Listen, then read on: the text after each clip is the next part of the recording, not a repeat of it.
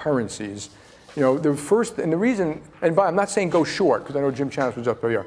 Bitcoin can tell $100,000 of Bitcoin before it goes down. So there's not advice on what you do. My daughter bought some Bitcoin and it went up, and she thinks she's a genius now. But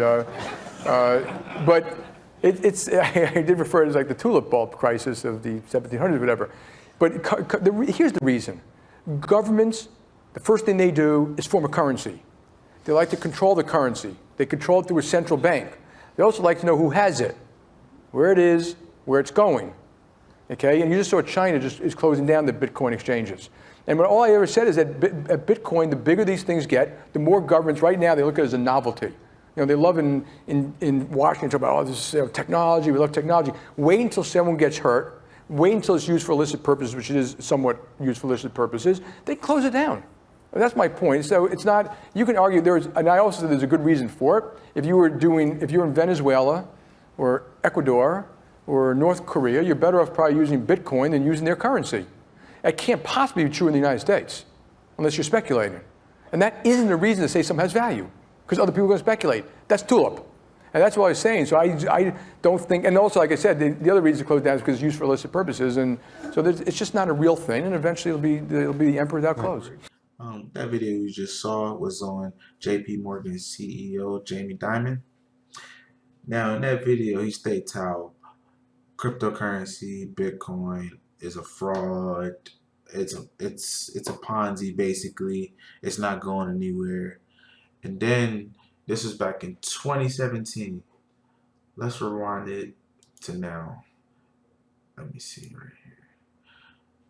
JP Morgan is rolling out the first U.S. bank-backed cryptocurrency to transform payment businesses. JP Morgan and Jamie Dimon are what you call flip-flop.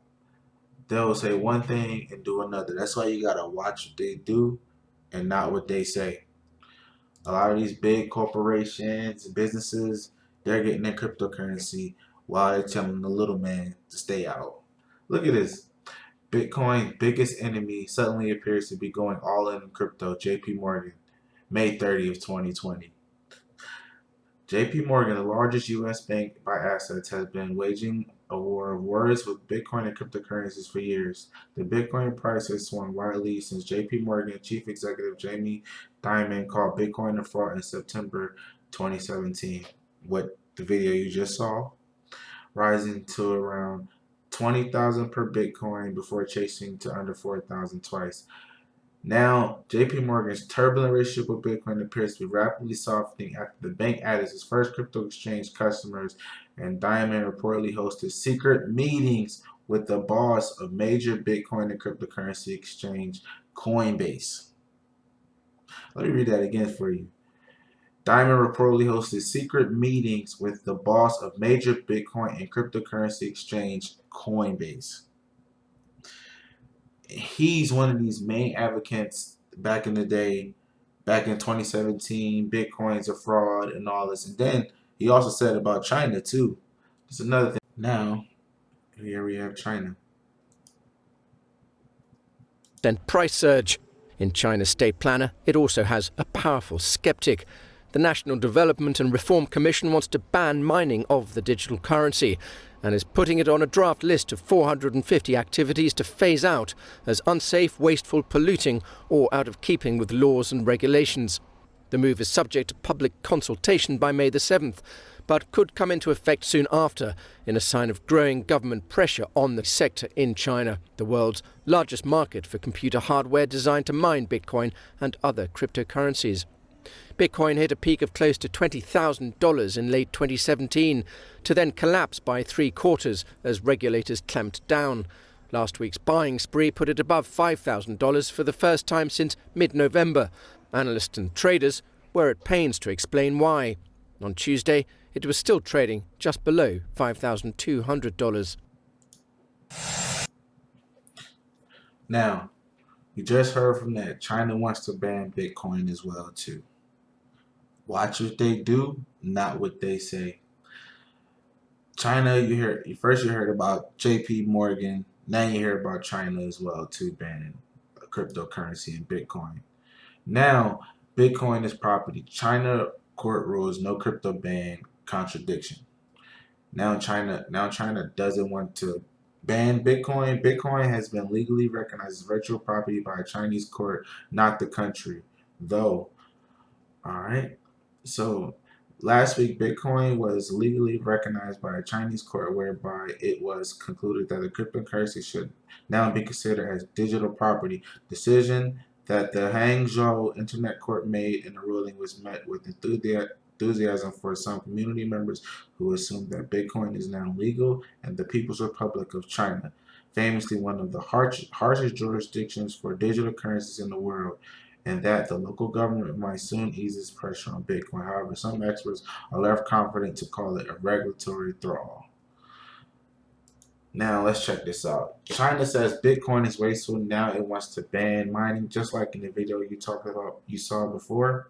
Now, let's fast forward to now. China will use its digital currency to compete with the USD. Amid questions and speculation about China's new central bank-backed digital currency.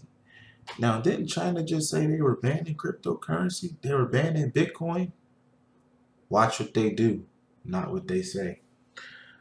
One thing remains clear: to the extent that China is working on digital currency, the main benefits would be to replace fiat cash with a layer of traceable digital cash, inject another layer of data into the fearsome data machine that powers both government monitoring and the domestic machine learning industry, as well as providing enough credible decentralized so that RMB could continue a digital ascent to greater internationalization and perhaps challenge the USD position as the premier reserve currency of the world.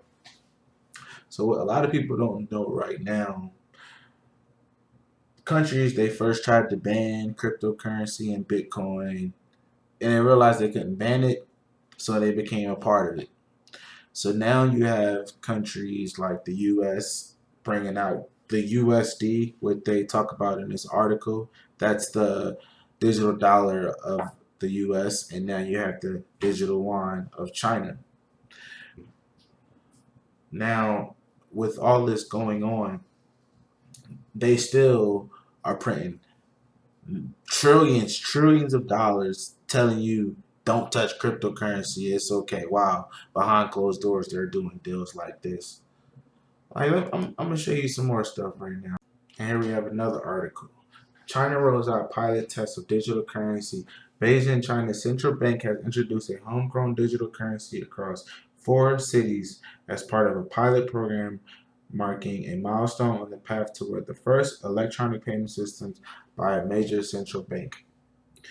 People, don't get left. Watch what they do, not what they say. And here we go again. I got another article for you guys.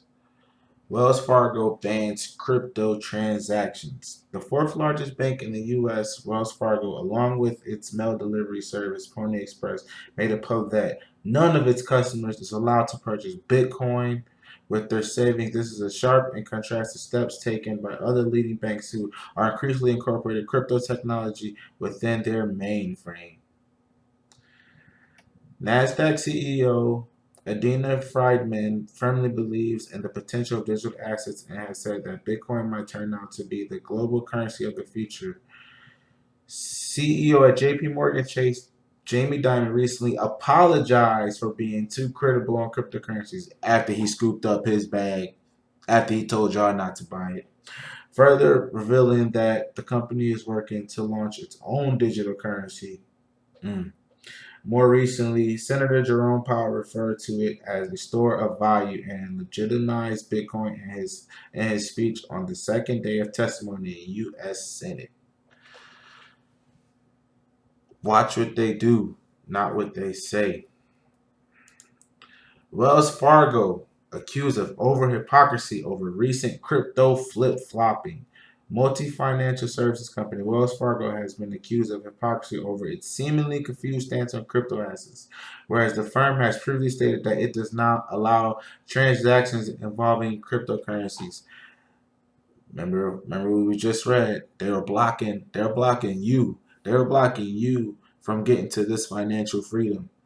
It now appears that the financial giant is experimenting with its own digital currency. It now appears that the financial giant is experimenting with its own digital currency. These people, they look, you see, it's right there. Don't What do I know? I'm just going off the facts of what I read. It now appears that the financial giant is experimenting with its own digital currency.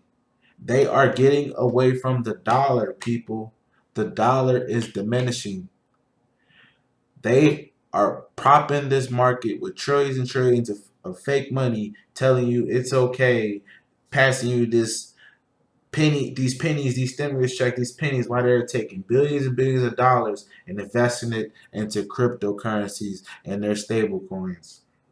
The third largest bank in the U.S. announced yesterday that it will be working on its own stablecoin project. Naturally, the cryptocurrency community has enjoyed poking fun at the apparent double dealing going on at the firm.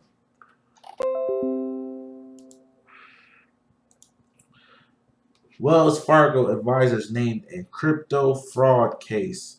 3 cryptocurrency traders allegedly scammed over 100 investors through a Ponzi scheme that generated over $35 million, according to victims who formed an entity to represent them.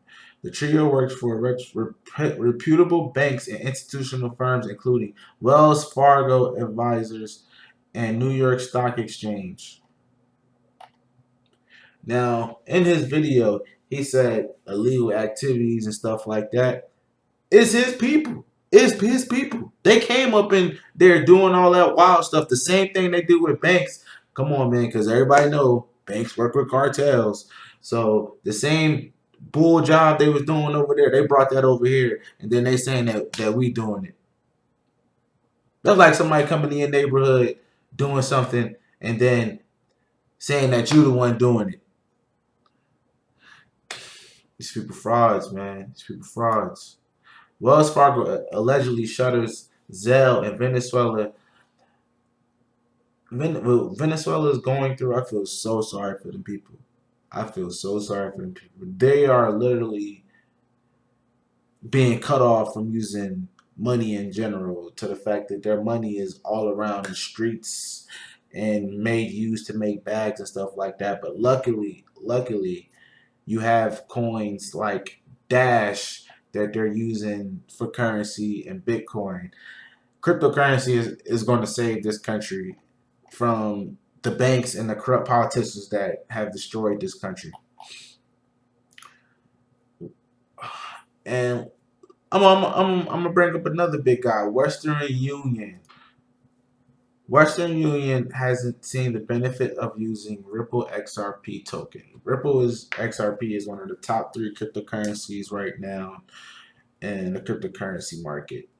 Western Union tried XRP and they tried a little portion of it about 2 years ago in 2018, and they said, oh yeah, it didn't work well. We're going to stick to using what we're using. Old technology at that, by the way. And then we fast forward, Western Union CEO changes his tune towards Ripple amid MoneyGram deal. Now, what a lot of people don't know, Western Union was testing Ripple XRP for cross-border payments, despite being less bullish on crypto assets. What a lot of people don't know, MoneyGram just signed a deal with Ripple, and MoneyGram is now using Ripple for cross-border payments. When you're using MoneyGram and Walmart's, they're using a cryptocurrency. They could be using a cryptocurrency behind the scenes right now. I know a lot of different companies haven't adopted it yet, though. But now Western Union all of a sudden wanted to buy MoneyGram, and a lot of people don't know too. I think it was Alibaba, a big company in China as well, tried to buy a portion of MoneyGram, but the U.S. stopped it. Trump was like, no, but Western Union now is on the bandwagon. Western Union changes its tune. Western Union's testing Ripple. Like, come on, man. Watch what they do, not what they say. Everybody want a piece of the pie. Everybody want a piece of the pie.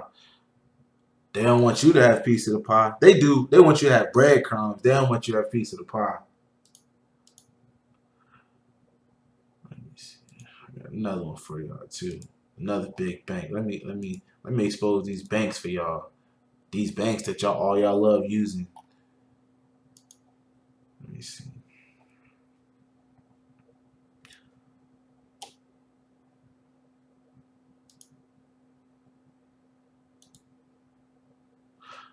Banks like Capital One are enforcing bans on cryptocurrency purchases.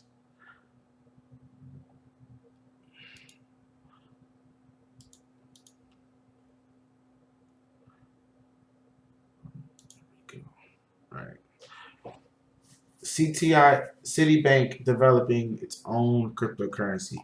It's really interesting to me. All of these banks, from CTI to IBM to Santander to Visa. Let me bring another one for you. Chase. All these banks. These are articles you guys can look up for yourselves. All of these are banks that are going to be adopting cryptocurrency.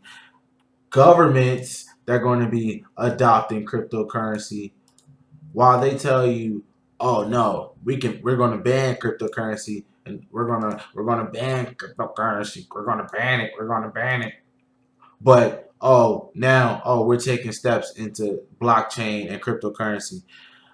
Man, these people are all clowns, man. They clowns. They put on a mask in front of you. They dance around like they clowns. They entertaining y'all with this debt ceiling they building up for our youth. This $1 trillion debt, that stuff is gonna be laid on our kids. But you know what can save them? Cryptocurrency. Cryptocurrency can save them. I got into cryptocurrency back in 2017. My first time being introduced to cryptocurrency was one of my friends. He told us about Litecoin and Coinbase. We were like, what is this, man? So we checked it out, and it was really interesting. It was something new. We was all trying to get money.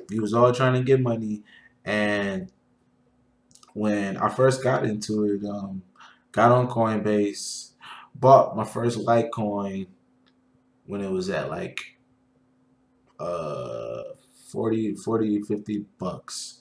And after Litecoin, I got into Ethereum.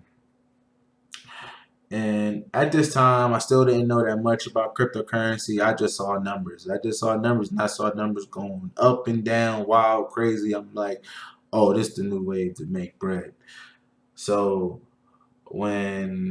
after a little while on there, and this was around October 2017, right before the bull run.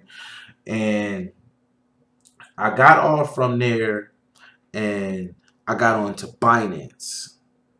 And I had to get on Binance because there was a lot of coins that I started researching on that weren't on Coinbase. And Coinbase was real limited. You only had Bitcoin, Ethereum, and Litecoin. And Bitcoin Cash too. And when I switched over to Binance and I seen all these coins, that's when I got into Tron, I got into XRP, and I got into a couple of those little coins, and they started going up. Back in 2017, when I saw XRP going to $3 and stuff like that, it was the fastest I was ever making money in my life. Like in weeks, in days, you was turning $10 into $100 in a day. And then I switched over to Cryptopia, and that's when I got into Patcoin. That's when I learned what pump and dumps were. And Patcoin was a coin where overnight. It just went over 1,000 games. Literally, I mean, put in like 50 bucks, made almost $4,000 in one day. I said, what is this? I went to sleep. I was talking to my homie. I was like, nah, man, yo, you know what? I'm gonna just sit on this and I'm gonna wait. I'm gonna go to sleep. I wake back up. It dropped. Man. I was only able to come out with 1,500. Still came out on top. But then I was like, yo, this is insane how this market is, and that's when like I only knew it was about money. And then after a while, after learning what cryptocurrency is and blockchain, what it is, and understanding, I know this is the new financial step. This is the next financial industrial revolution. There is no stopping this. And that is when I started looking past the BS of banks, countries, corporations talking this and that down in cryptocurrency. And it turns out they all been in it for a while, just doing stuff behind closed doors. It's because they know they can't stop it. And it has been a wonderful experience. I've learned so much knowledge about finance because of cryptocurrency, understanding how money in the world goes, about deep diving in cryptocurrency. And I just want to spread the information to other people who like me, who, let's face it, man, like minorities, especially the African American community. We need this financial freedom. This is something that we definitely need to pay attention to and jump on. We've been waiting for almost 400 years for something to save us, and this is it right here. This is our Noah's Ark. That money they print, trillions and trillions of dollars, that's that flood. Don't get caught in that flood. Don't get caught in that flood. You better get on that boat. That boat invented by Satoshi. Alright, so thank you guys. This is my first video and I hope you enjoyed. More to come to you guys. Thank you. Have a good night.